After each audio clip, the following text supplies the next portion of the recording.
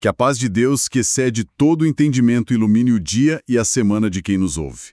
Sejam bem-vindos. Hoje a gente vai abrir um texto que, olha, apesar de ter milênios, parece que foi escrito ontem, sabe? Depois de ler o noticiário. Vamos mergulhar no capítulo 8 de Eclesiastes. É um capítulo que não tem medo de fazer as perguntas difíceis, né? Ele olha para o poder, para a justiça ou para a falta dela e para a própria condição humana com uma honestidade, assim, brutal. E para nos guiar nessa exploração, a gente está com o texto e as notas de duas bíblias de estudo excelentes, a Holman e a Nova Almeida Atualizada. A nossa missão hoje não é só entender o que o texto diz, mas sentir o peso das reflexões dele e ver como elas conversam com o nosso mundo, agora. Exato. E o autor, que a gente conhece como o pregador, ele já começa com uma pergunta que define o tom de tudo. Qual é? Quem é como sábio? E ele mesmo já emenda a resposta, né? Sim, logo em seguida, ele diz que a sabedoria faz brilhar o seu rosto e a dureza do seu rosto se muda. É uma imagem muito poderosa. Puxa, é verdade. A sabedoria não é tipo só um monte de informação na cabeça. Ela transforma a pessoa, sabe? Suaviza a expressão, traz uma serenidade. Gosto muito dessa ideia, de que a sabedoria se manifesta fisicamente. Mas logo depois dessa imagem tão bonita, o conselho fica bem prático e um pouco tenso, eu diria. Fica assim. Ele diz: observe o mandamento do rei. Isso me soou na primeira leitura como abaixe a cabeça e obedeça, para não ter problemas. Seria isso mesmo? Uma submissão cega? É uma ótima pergunta, porque à primeira vista parece exatamente isso. Mas as notas das nossas fontes, elas ajudam a gente a ver a profundidade aqui. Não é uma obediência cega. É muito mais uma sabedoria estratégica. A gente precisa lembrar do contexto, né? Um rei, no Antigo Oriente Médio, ele tinha poder absoluto. Poder de vida e de morte. Literalmente. Literalmente. Desafiar o rei por um capricho ou de forma imprudente era suicídio. Entendi. Então é mais sobre sobrevivência do que sobre concordância ideológica. Exatamente. E é interessante que as fontes dão umas ênfases um pouco diferentes. A Bíblia Holman foca muito nisso, nessa prudência como uma estratégia de sobrevivência inteligente. Certo. Já a Nova Almeida Atualizada, ela ressalta a frase que vem junto: por causa do juramento de Deus. Isso adiciona uma outra camada. Ah, isso é interessante. Sugere que a obediência não é só por medo do rei, mas por respeito a uma ordem social que na época se entendia como estabelecida ou permitida por Deus. É reconhecer que vivemos dentro de estruturas maiores. Mas um reconhecimento da realidade. O texto está basicamente dizendo, olha, o mundo funciona assim. O rei tem o poder, ele faz tudo o que quer, e a sabedoria não é bater a cabeça contra essa parede. Mas saber quando e como agir. Perfeito.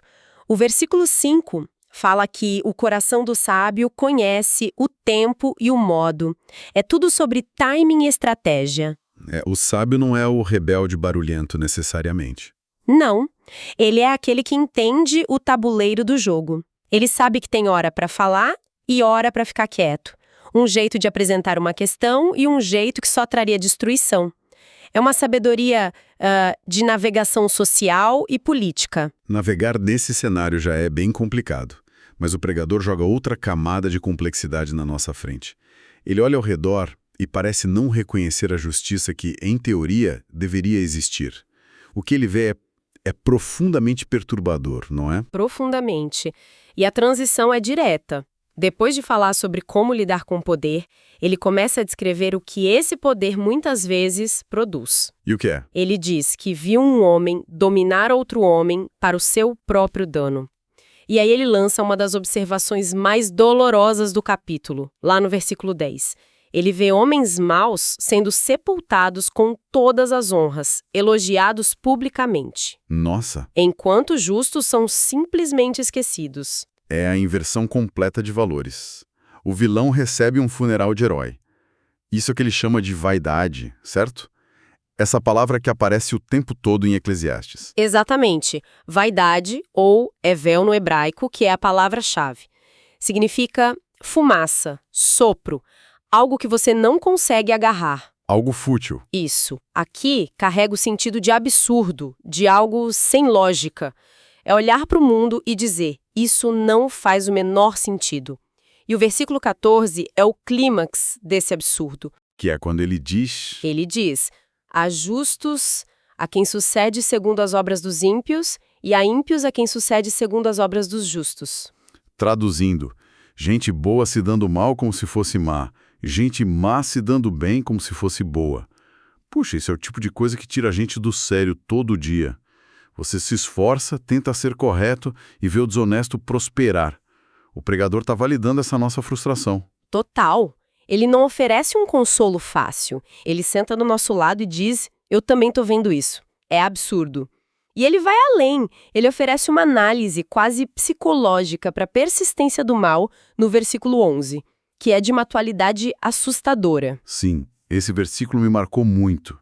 Visto como não se executa logo o juízo sobre a má obra, por isso o coração dos filhos dos homens está inteiramente disposto para praticar o mal. É a tese da impunidade. É a tese da impunidade. É o que a gente vê no dia a dia. Quando não há consequência rápida e visível, a transgressão se torna a norma. A demora da justiça funciona como um incentivo para o mal. É uma observação bem pessimista sobre a natureza humana. E diante desse quadro todo, poder arbitrário, injustiça, impunidade, a gente espera que o pregador jogue a toalha. Mas ele não faz isso, né? Ele introduz um mas ali que é muito importante. Um mais que é o pilar da fé dele. Em meio a toda essa escuridão que ele observa, ele faz uma afirmação de fé nos versículos 12 e 13. Ele diz o quê? Ele diz: ainda que o pecador pratique o mal 100 vezes e os seus dias se prolonguem, eu sei que bem irá aos que temem a Deus, mas não irá bem ao ímpio. Peraí, isso parece uma contradição. Ele acabou de dizer que, na prática, ele vê o ímpio se dando bem e o justo se dando mal. Como ele concilia essas duas coisas? Quais são elas? Uma é a verdade da observação dele, a realidade aqui debaixo do sol. A outra é a verdade da convicção teológica dele, a perspectiva de Deus. Ele está dizendo: olha, o que meus olhos veem me perturba, parece injusto, mas a minha fé me garante que no final das contas, na contabilidade de Deus, a justiça vai prevalecer. Ele não nega a dor da realidade, mas também não abandona a esperança. Exato. Isso é muito mais reconfortante do que um otimismo superficial que ignora o sofrimento. Ele reconhece a bagunça, mas confia que existe um faxineiro. E isso nos leva à grande pergunta. Ok, se o mundo é assim, e a justiça final de Deus pode demorar, como a gente vive hoje? A resposta dele no versículo 15 me pareceu, de início, meio derrotista. Então, exaltei eu a alegria.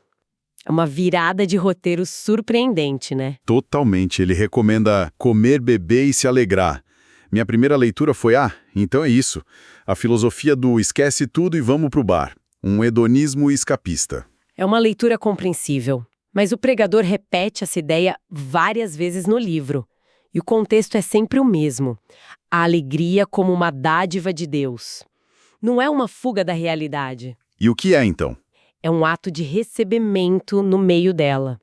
As notas da Holman dizem que essa alegria é o prêmio de consolação de Deus para uma vida de trabalho duro num mundo caído. Prêmio de consolação. Gostei disso. Não é o prêmio principal, que seria um mundo justo, mas é um presente para ajudar na jornada. Precisamente. Não é hedonismo que busca o prazer como objetivo final da vida. Aqui a alegria é o sustento. Note a frase completa.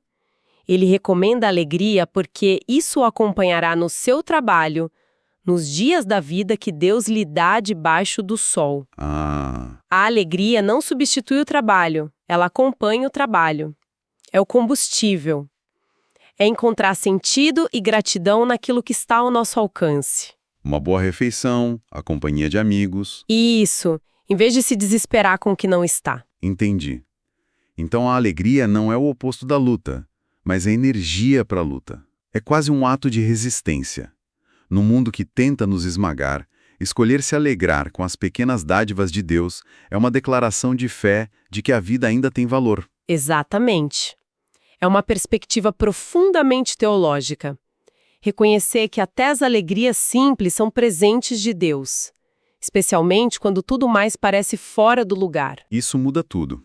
E depois de nos dar essa ferramenta prática, a alegria, ele encerra o capítulo com uma reflexão sobre a causa de toda essa angústia, os nossos próprios limites. Ele descreve um esforço quase sobre-humano para achar as respostas, né? Sim, é uma conclusão muito poderosa. Ele diz que se dedicou a conhecer a sabedoria e a observar o trabalho que há sobre a terra. E ele enfatiza a intensidade disso. Diz que nem de dia, nem de noite via sono nos olhos. Ele foi até o limite da capacidade humana de análise. Se tornou o maior especialista do mundo no problema da vida. E depois desse esforço todo, qual foi a grande descoberta dele? A grande descoberta foi a humildade. A conclusão dele, no versículo 17, é um balde de água fria na nossa arrogância intelectual. O que ele diz? Ele diz: o ser humano não pode compreender a obra que se faz debaixo do sol, por mais que se esforce para descobrir, não a entenderá, e ainda que o sábio diga que conseguirá conhecê-la, nem por isso a poderá achar. Uau! É basicamente a confissão de que no fim a gente não sabe. Depois de toda a busca, a resposta é: não há uma resposta que caiba na sua cabeça. Isso é tão contra a nossa época, que valoriza ter uma explicação para tudo. É um golpe direto na nossa soberba. Ambas as Bíblias de estudo ressaltam isso. A verdadeira sabedoria não é ter todas as respostas, mas sim reconhecer a vastidão do que a gente não sabe. É admitir que a obra de Deus é complexa demais para nossa mente finita. A sabedoria máxima é abraçar os nossos limites. Não é um chamado à ignorância, mas à humildade. Não é não se esforce, mas entenda que, mesmo com todo o esforço, você não vai decifrar o código do universo. E, de certa forma, isso é libertador. Muito libertador, porque tira da gente o peso de ter que entender e controlar tudo.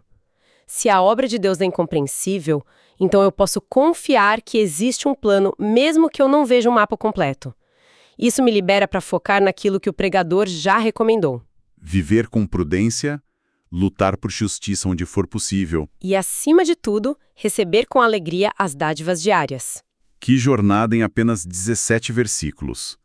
Começamos com a sabedoria prática, mergulhamos na angústia da injustiça, encontramos refúgio na alegria e terminamos com essa humilde aceitação de que não temos todas as respostas. E a mensagem que fica ao convite a uma vida que é, ao mesmo tempo, realista e fiel.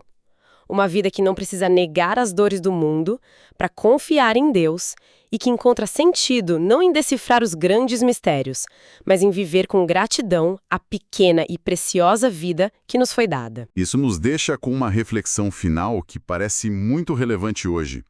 Na nossa era da informação, onde somos pressionados a entender e opinar sobre tudo instantaneamente, como seria aplicar a sabedoria do pregador? O que aconteceria se, em vez de buscar exaustivamente o controle e a compreensão total, o que só gera ansiedade, nós nos permitíssemos focar mais em cultivar a alegria no caminho que Deus nos deu para trilhar hoje? Que Deus abençoe todos os ouvintes.